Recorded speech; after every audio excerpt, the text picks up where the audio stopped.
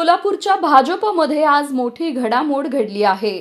सोलापूर भाजपचे जिल्हाध्यक्ष चेतनसिंह केदार सावंत यांनी आपल्या पदाचा राजीनामा दिला आहे।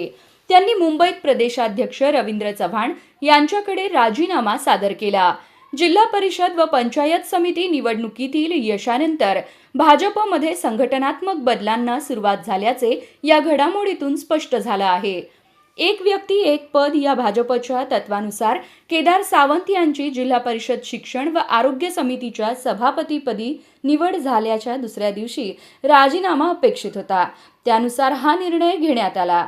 यावेळी पालकमंत्री जयकुमार गोरे व माजी खासदार रणजितसिंह नाईक निंबाळकर उपस्थित होते।